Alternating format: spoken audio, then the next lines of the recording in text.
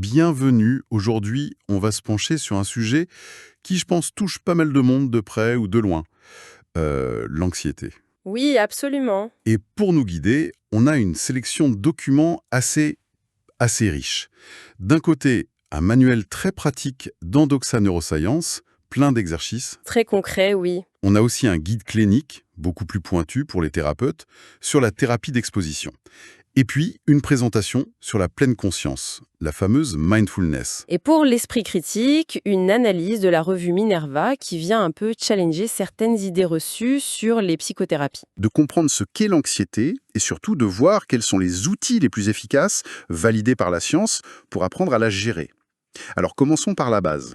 C'est quoi, au juste, l'anxiété? Ce que j'ai trouvé vraiment bien fait dans le manuel d'Endoxa, c'est leur définition toute simple. Ils disent que c'est une émotion de la famille de la peur. Hmm. Et elle se déclenche quand deux choses se combinent. D'un côté, on perçoit une menace, qu'elle soit réelle ou juste imaginée, et de l'autre, on doute de notre capacité à y faire face. C'est ça, c'est ce mélange entre une menace perçue et l'incertitude. Exactement. Leurs exogues sont très parlants. L'inquiétude pour un enfant qui a de la fièvre ou l'angoisse quand un proche est en retard. C'est toujours ce cocktail-là. Déclenche immédiatement la fameuse réponse de lutte ou fuite. Le fight or flight. Voilà, c'est une sorte de pilote automatique qui prend le contrôle. Le cœur s'accélère, les muscles se tendent, on est prêt à réagir. C'est un mécanisme de survie à la base. C'est ce qui nous protège en fait. C'est ce qui nous protège. Sans ça, notre espèce n'aurait pas survécu. Mais alors, où est la limite? Le problème, c'est pas de ressentir ça face à un vrai danger. C'est quand l'alarme se déclenche tout le temps, non? Comment nos sources font la différence entre la réaction normale et le trouble? C'est exactement le point de bascule. Le manuel d'Endoxa détaille justement les principaux troubles pour clarifier ça. On a par exemple le trouble d'anxiété généralisée, le TAG. D'accord. Là, l'inquiétude est constante, elle porte sur tout et n'importe quoi. La santé, les finances. Et puis, il y a les attaques de panique, ces vagues de peur terrifiantes qui semblent surgir de nulle part. Il y a aussi l'anxiété sociale. Oui, qui n'est pas juste de la timidité, hein. C'est une peur vraiment intense, paralysante, du jugement des autres.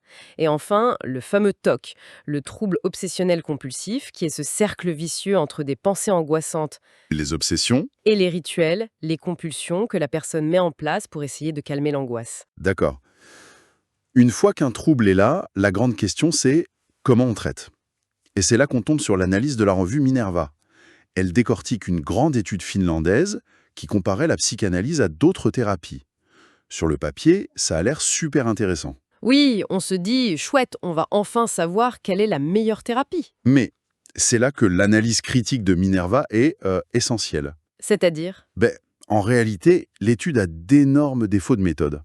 Par exemple, les patients n'ont pas été assignés au hasard aux différentes thérapies, ce qui crée un biais énorme dès le départ. Ah oui, ça fausse tout. Ça fausse tout. Et il y a tellement de critères de jugement différents que ça augmente la chance de trouver un résultat positif par pur hasard. Du coup, la conclusion de Minerva est sans appel. Attention, cette étude est trop fragile pour qu'on puisse en tirer quoi que ce soit de fiable. Donc l'étude qui semblait prometteuse est en fait un pétard mouillé. C'est un peu décevant. Un peu, oui. Alors si cette recherche ne nous aide pas, qu'est-ce qui est recommandé, concrètement? Et c'est ça le point le plus important de leur article. La revue finit par rappeler ce que disent tous les guides de bonne pratique internationaux. Pour les troubles anxieux, le traitement de premier choix, celui dont l'efficacité est la mieux prouvée, c'est la thérapie cognitivo-comportementale, la TCC. D'accord, la TCC. Et l'article précise bien que l'efficacité de la psychanalyse ou des thérapies psychodynamiques n'est à ce jour pas jugée suffisante pour figurer dans ces recommandations officielles. Donc la TCC est vraiment mise en avant. Et notre guide clinique, justement, se concentre là-dessus. Qu'est-ce qui la rend si efficace? Au cœur de la TCC pour l'anxiété, il y a un outil d'une puissance redoutable, la thérapie d'exposition. Le principe de base est simple, se confronter petit à petit à ce qui nous fait peur au lieu de l'éviter. Ok, Mais ce qui est passionnant, c'est que la compréhension du pourquoi ça marche, ça a radicalement changé. comment ça? Le guide explique très bien ce changement de paradigme. Le modèle historique, c'était celui de l'habituation. On pensait qu'en restant exposé à sa peur, l'anxiété finirait par baisser, un peu mécaniquement. Comme quand on rentre dans l'eau froide et on finit par s'y faire. Exactement. Le but était donc de rester dans la situation jusqu'à ce que l'angoisse redescende. Sauf que la recherche a montré que parfois la thérapie fonctionne même si l'anxiété ne diminue pas pendant l'exercice. Attendez, ça c'est fascinant. Donc, l'idée n'est pas d'effacer la peur comme on pourrait le croire. Justement pas. De construire une nouvelle route neuronale à côté. On n'oublie pas le danger, on apprend juste qu'il y a une autre issue possible. C'est exactement ça. C'est le nouveau modèle, celui de l'apprentissage par inhibition. L'ancienne association de peur, disons, ascenseur égale danger de mort, elle n'est pas effacée, elle reste là. D'accord? Mais en s'exposant, on crée une nouvelle association plus forte, plus récente.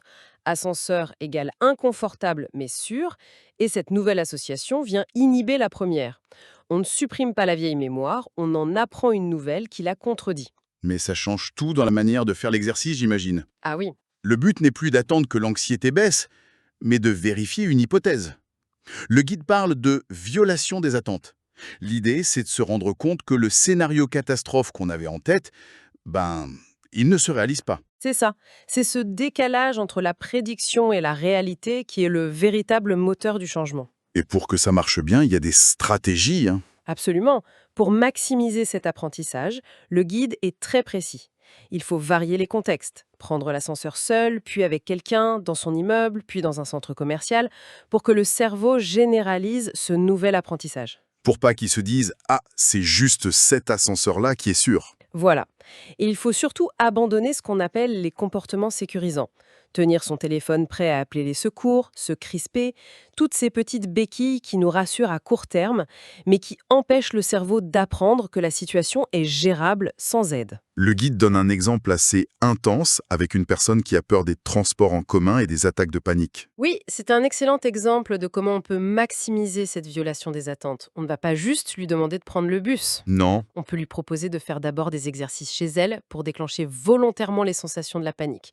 Tourner sur soi-même pour avoir le vertige, respirer vite. Puis, elle s'expose au bus. Et l'étape ultime, c'est de faire les exercices qui déclenchent les sensations de panique dans le bus. ah ouais, quand même. Là, son cerveau s'attend à une catastrophe absolue et quand rien ne se passe, eh bien l'apprentissage est extrêmement puissant. C'est intense, mais on voit la logique. En parallèle de cette approche très comportementale, nos sources parlent beaucoup d'une autre pratique, la pleine conscience. Comment ça s'articule avec le reste? C'est une autre porte d'entrée. La présence qu'on a la définie comme le fait de porter son attention, intentionnellement, sur le moment présent, et sans jugement. On cite souvent Jon Kabat-Zinn. Oui, la présence explique que notre état par défaut, c'est le vagabondage mental.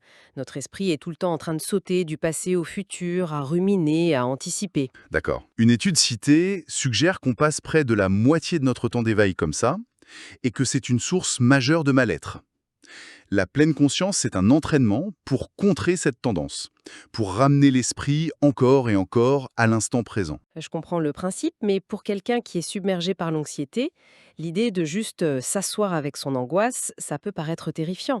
Comment est-ce qu'on dépasse ça? C'est une excellente question. L'idée n'est pas de se noyer dans l'angoisse, mais de changer notre relation avec elle. La recherche, notamment une étude de Hölzel citée dans la présentation, identifie plusieurs mécanismes. L'un des plus importants est ce qu'on appelle la décentration. La décentration. C'est la capacité à observer ses pensées, ses émotions comme des événements mentaux passagers, plutôt que de s'identifier à elles. On apprend à voir la pensée « je vais avoir un accident » comme une simple pensée, un nuage qui passe, plutôt que comme une vérité absolue. Le manuel d'Andoxa donne un exemple très parlant de ça, avec une femme Sophie, en plein conflit avec sa belle-mère. Oui, c'est une illustration parfaite. Sophie sent la colère monter. Au lieu de réagir impulsivement, elle prend un temps de recul et se dit « Ok, je ressens de la colère. C'est désagréable, mais ce n'est qu'une émotion. Je suis la personne qui observe la colère, je ne suis pas que cette colère. » Et cette petite étape change tout. Ça lui donne l'espace mental pour choisir sa réponse, au lieu d'être emporté par le pilote automatique. C'est de la pleine conscience appliquée. Et il y a même une base biologique à ça. J'ai cru voir des images de scanners cérébraux. Exactement. Des études d'IRMF suggèrent que la pratique régulière de la méditation modifie l'activité de certains réseaux neuronaux. En particulier, elle semble calmer l'activité du réseau par défaut, celui qu'on associe au vagabondage mental. D'accord. En s'entraînant à focaliser son attention, on renforce d'autres circuits. On apprend en quelque sorte à reprendre les commandes de manuel de notre attention. D'accord, donc on a la TCC d'un côté, la pleine conscience de l'autre. Si on veut être très concret pour le quotidien, c'est quoi la boîte à outils que propose le manuel d'Andoxa? Alors, il y a des techniques très pragmatiques. D'abord, tout ce qui est relaxation corporelle. La plus connue, c'est la respiration diaphragmatique. La respiration par le ventre. Voilà, on aspire lentement par le nez en 4 secondes, on bloque 2 secondes et on expire très lentement par la bouche en 6 secondes. Et aussi la relaxation musculaire progressive. On contracte un groupe de muscles très forts, les poings par exemple, puis on relâche complètement. Et on sent la différence? Et on porte attention à la sensation de détente. On fait ça pour tout le corps. C'est le fameux conseil, respire un bon coup. Mais là, on comprend la mécanique derrière. C'est purement physiologique. La réaction de stress, c'est notre système nerveux sympathique, l'accélérateur. Ces techniques de relaxation, elles, activent le système nerveux parasympathique. C'est le frein. Ça calme la machine. Ça envoie un signal direct au cerveau en mode « le danger est passé, tu peux te calmer ». Et au-delà du corps, il y a des outils pour les pensées aussi. Le manuel parle de réévaluation cognitive. Oui, l'idée c'est d'apprendre à ne plus prendre nos pensées anxieuses pour argent comptant, mais de les questionner, de devenir un peu le détective de notre propre esprit. L'exemple de Marie, qui passe un entretien d'embauche, est très clair là-dessus. Sa pensée automatique c'est « je vais tout rater, je suis nul ». La réévaluation, c'est se demander « ok, quelles sont les preuves pour ça ?» et contre. En fait, les preuves sont qu'elle est désélectionnée, que son CV est bon, qu'elle a les compétences. Qu'elle a déjà réussi des choses avant? Exactement. À partir de là, elle peut formuler une pensée alternative plus réaliste. C'est normal d'être stressée, mais je suis bien préparée et je vais faire de mon mieux. Le manuel relie ça à une idée que je trouve très éclairante. Les fonctions exécutives chaudes et froides. C'est une excellente analogie. Nos fonctions exécutives froides, c'est notre logique pure, la planification, pour résoudre un problème de maths par exemple. Ok, Les fonctions chaudes, ce sont les mêmes capacités, mais quand il y a une forte charge émotionnelle. Et l'anxiété intense, elle vient pirater nos fonctions chaudes. Le cortex préfrontal, notre centre de contrôle rationnel, est moins bien irrigué. Et l'amygdale, notre alarme, prend le dessus. donc c'est pour ça que quand on est très stressé avant un examen, on a l'impression que notre cerveau gèle. C'est pas qu'on est devenu bête, c'est que l'anxiété a détourné le système. C'est exactement ça. Et ce qui est vraiment porteur d'espoir, c'est que la pratique régulière de ces techniques, la réévaluation, la pleine conscience, ça agit comme une musculation pour nos fonctions chaudes. On renforce littéralement les circuits neuronaux qui relient notre cortex préfrontal à notre amygdale. On s'entraîne en fait. On s'entraîne à mieux réguler nos émotions. Le manuel précise que, grâce à la neuroplasticité, des changements dans le cerveau peuvent être observés après seulement quelques semaines de pratique.